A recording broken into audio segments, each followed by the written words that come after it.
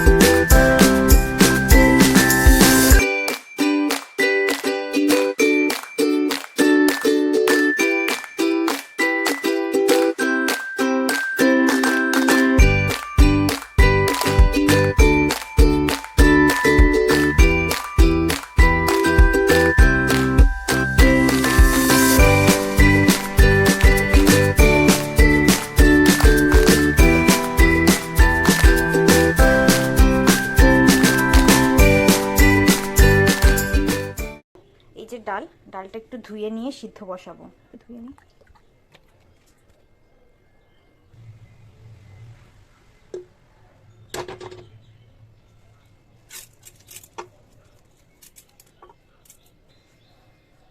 এতে আমি এখন জল দেব, এই বাটির মেপেই, যেহেতু একটু বেশি লেগে গেছে তো বেশি ফোটাতে হবে বলে একটু বেশি জল দেব। আড়াই কাপের মতো জল দিয়ে দিয়েছি, যেহেতু আমার কেরামতির জন্য একটু বেশি গন্ডগোল হয়ে গেছিল। তো এবার আমি লঙ্কা চিড়ে রেখেছিলাম, সেই একটা লঙ্কা দিয়ে দিচ্ছি, আর একটু 1 চামচ নুন দেব, 1 থেকে 2 চামচের মতো নুন দিয়ে দিচ্ছি। এবার ডালটা রান্নার সময় বুঝে দেখতে হবে। সামান্য হলুদটা ডালটা সেদ্ধ করার সময় না দিলেও হয়, কারণ অনেক সময় যদি সিটির জন্য জলটা উঠে আসে তাহলে পুরো জায়গাটা বরবাদ। ব্যাস আমার হয়ে গেছে। এবার আমি প্রেসার কুকারটা এবার বসিয়ে দেব।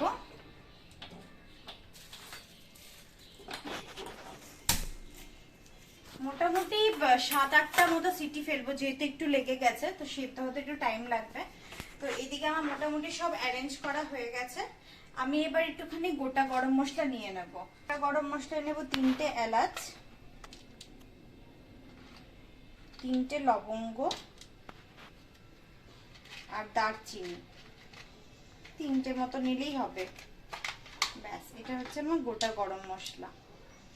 আর সাথে নেব শুকনো লঙ্কা। একটু শুকনো লঙ্কা কম দিই রান্নায়, কারণ শুকনো লঙ্কা গুঁড়ো লঙ্কাটা খুব একটা ব্যবহার করি না, যেহেতু আমার বরের কোলেস্ট্রল আছে, তো ওই জন্য।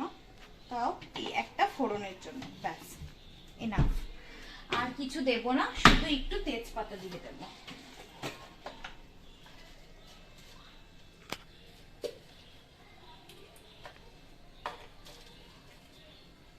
একটা তেজপাতা। এটা হচ্ছে আমার গোটা গরম মশলা ফোড়ন। আমার সব রেডি হয়ে গেছে, এখানে দেখতেই পাচ্ছ তোমরা, সব রেডি। এবার ডালটা সিদ্ধ হওয়ার পর শুধু ফোড়ন দিয়ে রান্না করার পালা, তখন তোমাদের সাথে আবার দেখা হবে। আমার ডালটা সিদ্ধ হয়ে গেছে, আমি ওটাতে একটু সামান্য পরিমাণ জল দিয়ে ফোটানোর জন্য রেখে দিয়েছি। এবার আমি রান্না করব আসলটা, যেটা হচ্ছে এখন আমি বেসিক্যালি সাফোলার তেলই ইউজ করি, সাদা তেলটা, যেটা হার্টের জন্য একটু বেটার। খুব সামান্য তেল নেব, বেশি তেল নেব না। সামান্য সাফোলার তেলটা নিলাম, নেওয়ার পর একটু তেলটা গরম হওয়ার জন্য রাখবো।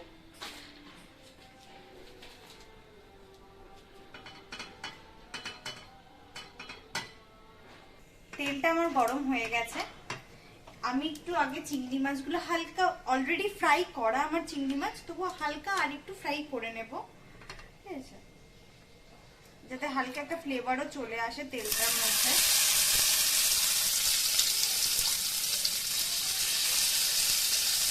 অ্যাকচুয়ালি ব্যাপারটা হচ্ছে চিংড়ি মাছটা কয়েকটাই আমার কাছে ছিল, বাকিটা দিয়ে রান্না অলরেডি হয়ে গেছিল। তো এটা দিয়ে কি করবো তাই ভাবলাম এই রেসিপিটাই অ্যাপ্লাই করি।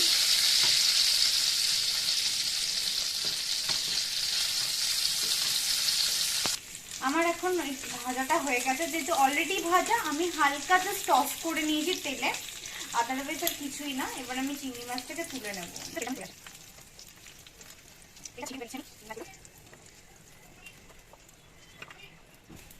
এবার তেলে আমি একটু জিরে দেবো, গোটা জিরে, খুব সামান্য, বেশি না, গোটা জিরে। সাথে এবার দেবো তেজপাতা, দুটো শুকনো লঙ্কা। এই দুটো একটু হালকা ফ্রাই, এই কটা হালকা একটুখানি টস হোক। ওদিকে আমার ডাল অলরেডি ফুটছে, আমি গ্যাসটাকে লো করে দিয়েছি। হালকা এগুলো টস হোক, ততক্ষণ আমি এলাচগুলো একটুখানি ফাটিয়ে নিই। আমার কাছে এই চাকুটাই হাতের সামনে ছিল অগত্যা, তাই আমি এটা দিয়ে কাজ সেরে নিচ্ছি। বুঝতেই পারছো রান্নাঘর। এলাচগুলো দিয়ে দেব, আর এদিকে দারচিনি। আমি সব গোটা গরম মশলা দিয়ে হালকা ফ্রাই করে নিচ্ছি। হালকা একটা স্মেল বেরোনো পড়ছে, হালকা একটা স্মেল বেরিয়েছে, কিন্তু স্মেলটা দুর্ভাগ্যবশত তোমাদের আমি বোঝাতে পারছি না। তো হালকা একটা স্মেল বেরিয়ে গেছে অলরেডি। তো আমি এতে হালকা একটু জাস্ট সামান্য, মানে এটা বেসিক্যালি নিরামিষে খুব ভালো লাগে, বাট তবুও হালকা একটুখানি একটা ফ্লেভার যাতে অ্যাড হয়, তার জন্য একটুখানি হিং দিয়ে দেবো, বেশি না, খুব সামান্য হিং দিয়ে দেবো। দিয়ে আদাটা দিয়ে দেবো।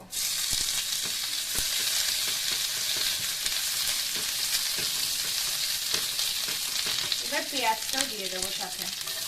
আদাটা বেশিক্ষণ ফ্রাই করবো না তেলে, তাতে কি একটুখানি যে ইয়ে হয়ে যায়, পুড়ে পুড়ে যাবে আদাটা।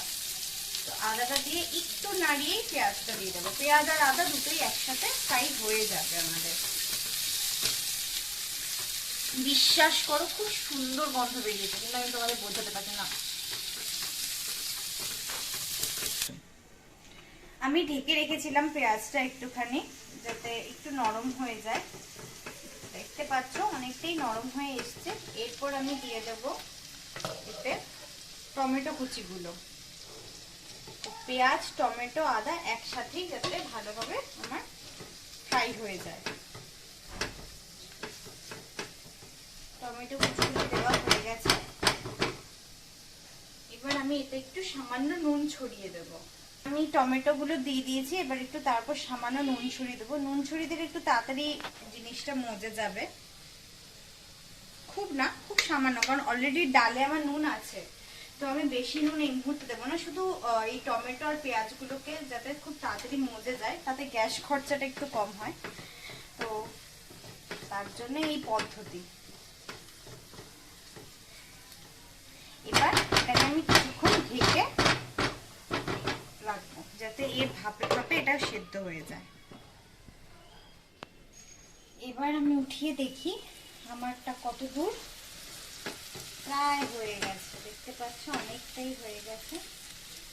এটাকে একটুখানি হাতা দিয়ে বা যেটা দিয়ে তোমরা রান্নাটা হবে সেটা দিয়ে একটু ম্যাশ করে দিলে ভালো।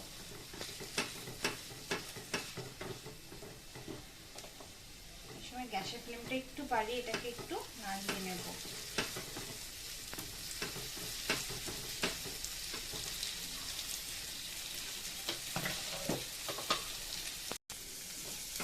আমি এখন একটু এটাকে ভালো করে নাড়িয়ে নেব।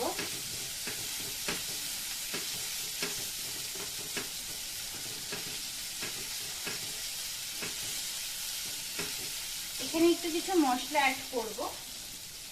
মশলা বলতে বেশি না, একটু হলুদ সামান্য, যেহেতু ডালে একদম কম দিয়েছি তাই এখানে একটু হলুদ দেব।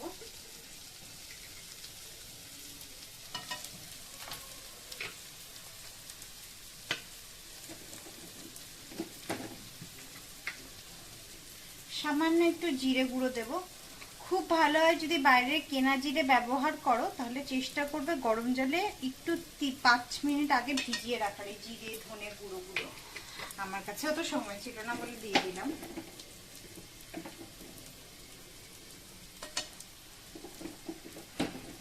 আর সামান্য দেব কাশ্মীরি লঙ্কার গুঁড়ো রঙের জন্য, যাতে রংটা সুন্দর হয়। লঙ্কার গুঁড়ো আমি ব্যবহার করিনি, যেহেতু অলরেডি আমি কাঁচা লঙ্কা দেবো, তাই লঙ্কার গুঁড়োটা দিইনি, যেটাতে ঝাল হবে। তো এই কটা দিয়ে এবার ভালো করে মশলাটাকে মাখিয়ে নেব আমি। এই সময় সামান্য একটু জল দিও, জল দিয়ে মশলাটাকে কষিয়ে নিতে হবে।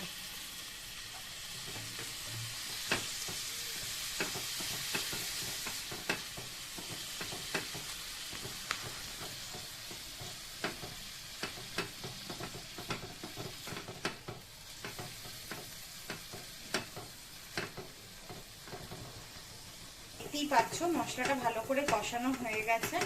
এবার এর মধ্যে আমি চিংড়ি মাছ যেগুলো আছে সমস্তগুলো ঢেলে দেবো। ঢেলে দিয়ে এই মশলাগুলোর সাথে ভালো করে একটু হাই ফ্লেমে রেখে গ্যাসটাকে মাখিয়ে নেব কিছুক্ষণ।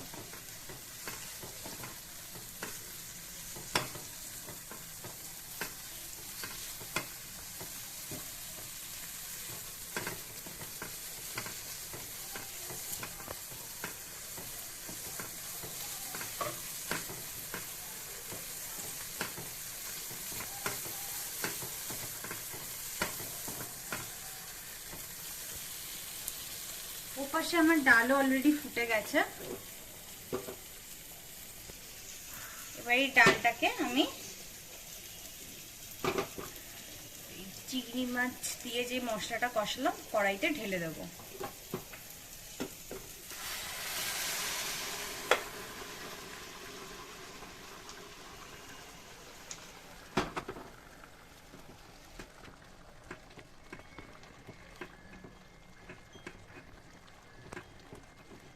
সামান্য প্রেসার কুকারে একটু জল দেব, দিয়ে সামান্য যা ডাল আছে যেগুলো সাইডে সাইডে লেগে আছে সেগুলোকে ভালো করে করে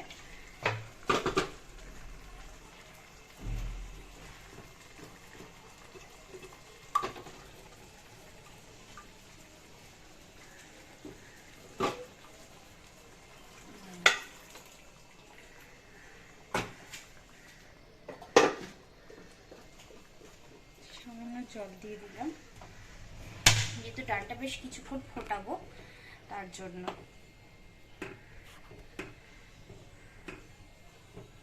দেখতেই পাচ্ছ ডালের রংটা সত্যি সুন্দর এসেছে, নিজে রান্না করছি বলে বলছি না, বেশ ভালো লাগছে।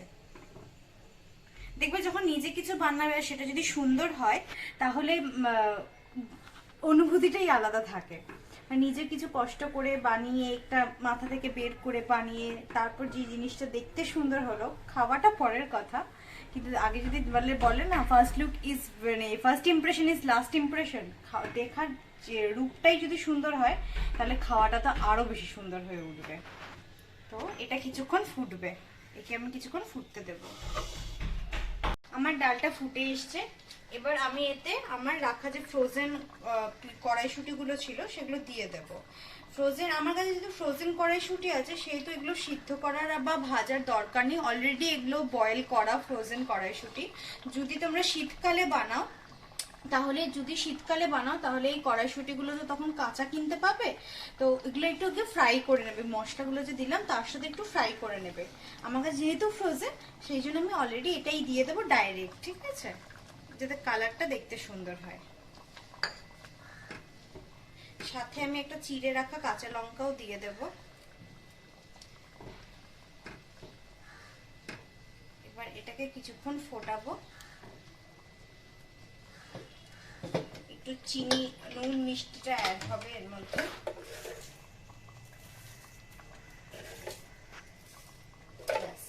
সামান্য মিষ্টি দিয়েছি আমি, বেশি নয়।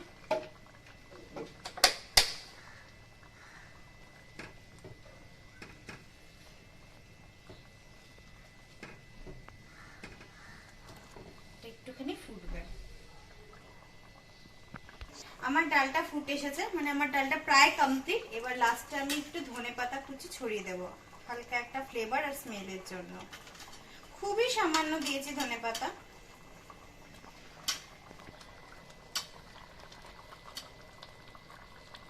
ব্যাস, আর কিচ্ছু করব না। ধনেপাতা দিয়ে দিয়েছি।